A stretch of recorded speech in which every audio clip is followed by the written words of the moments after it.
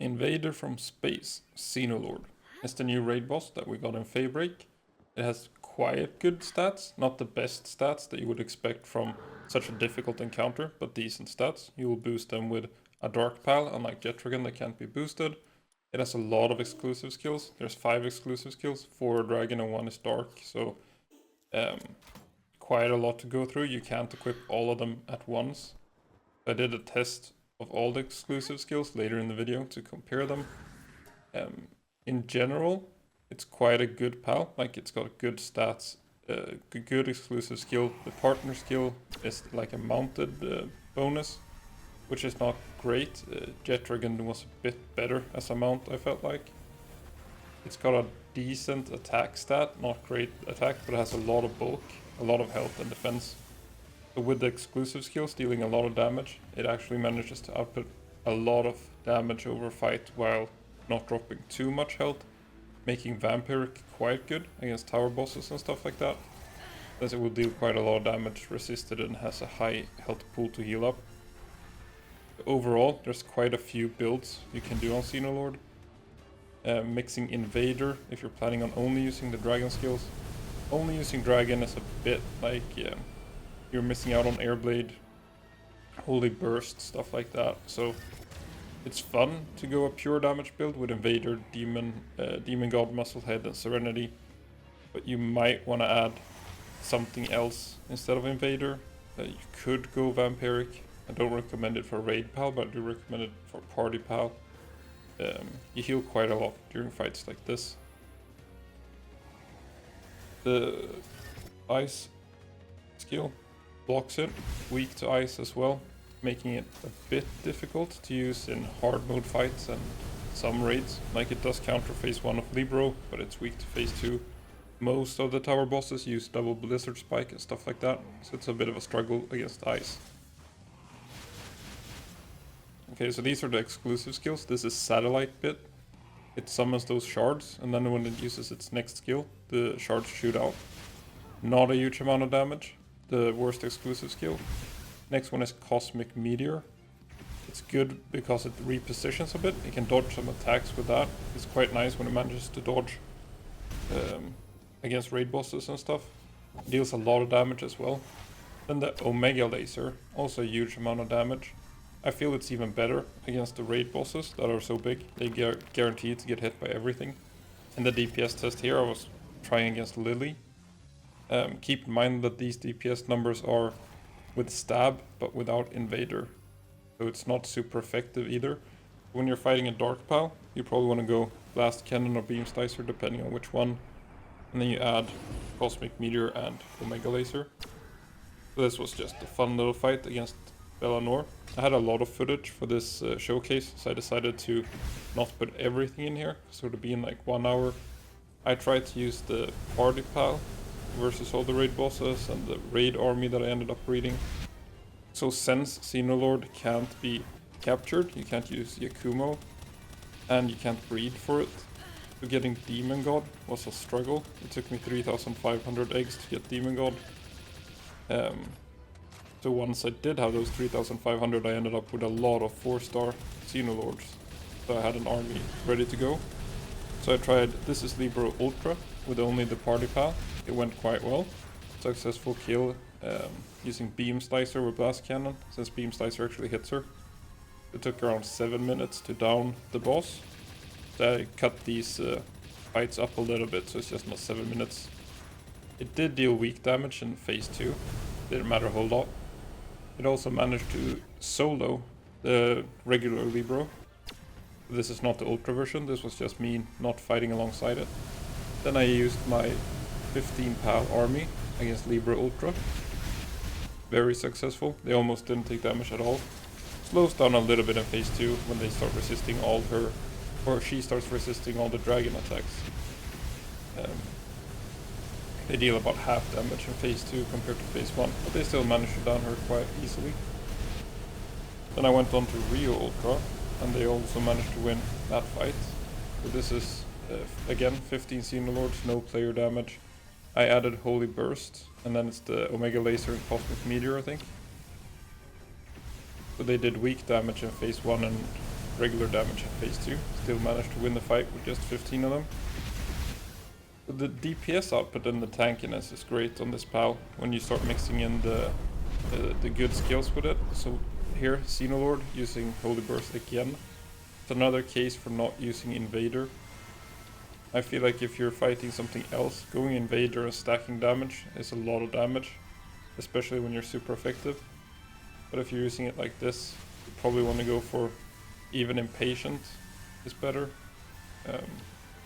I mean, Impatient is good on this PAL since it does a huge amount of damage with its exclusive skills.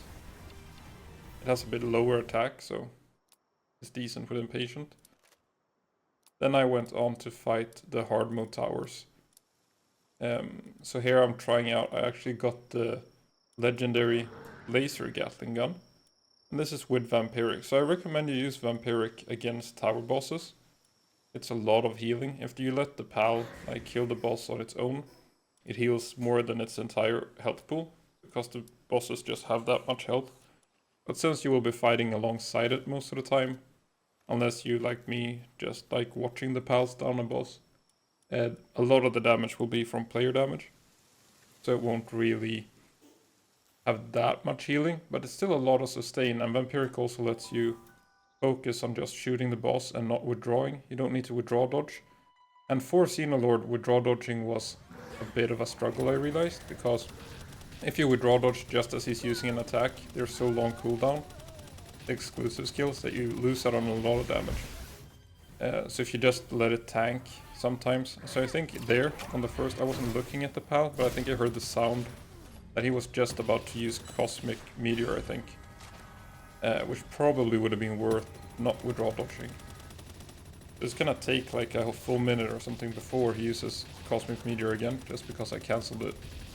So having Vampiric and letting it tank a little bit is pretty good. You probably want to withdraw dodge some stuff still. The new jump boots as well. So this fight is also showing some of the new Feybreak stuff. The jump boots seem very nice for just dodging. The dash boots, maybe. I mean, they keep you airborne a little bit longer. I don't feel like they make you unkillable for short duration. Like, you still get hit, I feel like. I tried them a bit on the oil rig. Didn't feel like they were very impactful. But the triple jump boots are great. You dodge a lot of stuff with them. You can jump after using the grapple and glide. It adds a lot of fun maneuverability. I think that was a dodge, right? That he just Xenolord dodged that. So it's a skill that deals a lot of damage and also lets you relocate the PAL. So any skill that relocates, like Phalaris flying around, Frostalion's Crystal Wing, all those skills are good in my opinion, because they just add a chance to dodge. Like a dodge is it's a 100% damage reduction. Quite good. So here Xenolord gets quite low. I let him tank a little bit of the twins that she summoned. I don't want it to tank an entire star mine. And I would draw dodge there again. I think if I'd have let him charge through those, he would have just died. That charge attack, I feel like charge attacks in general, they're great, like when I used it with Anubis. Letting him get in close and then Rock Burst and Airblade for a lot of damage. But most of the time the PAL just ends up killing itself, running straight into Saya's Airblade or something like that. But often you kind of don't want the PAL to rush in really close.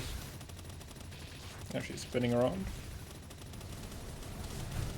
And there she stopped the attack with a stun, so he does leave himself open a bit when using that skill. He's got a long animation as well, which is something I will cover in the future, I think. Like, you can't just look at the DPS numbers most of the time. You have to think about like if it's a quick nuke or if it's a long animation skill. Because he could use 2 skills in the time of 1 animation a lot of the time. Overall, the laser Gatling was quite nice. Not sure what the DPS is. I'm still farming the oil rig for the, I think it's the bow and the plasma cannon legendaries that I need to do a full DPS comparison. So here is the green version, I think, of the plasma cannon.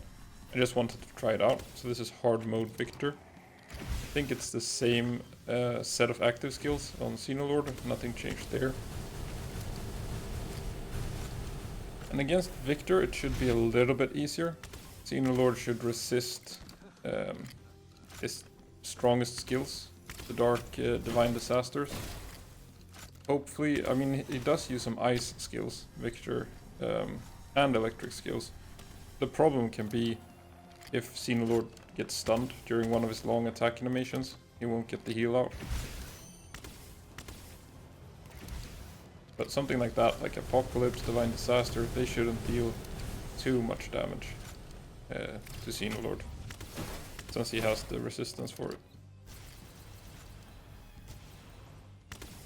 One thing though to keep in mind is that Victor and Shadowbeak have a lot of defense.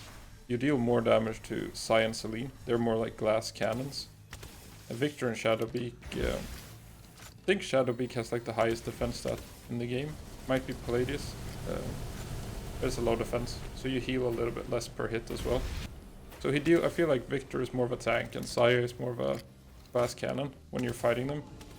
But then Victor's clone is a lot more trouble than Saya's clones. Saya's clones usually just die to area of effect and a rocket. Victor's clone is actually pretty dangerous. You don't want your pal to start focusing on it. I wish we had a way to pick the target for the pal, like point at a target, like attack this guy.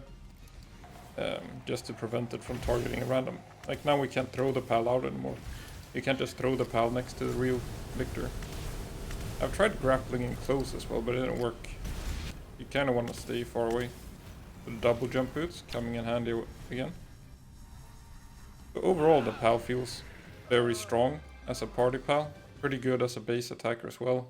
A bit lacking as a mount compared to Jetragon. And being a breeding exclusive with no Yakumo kind of hurts it. So thanks for watching.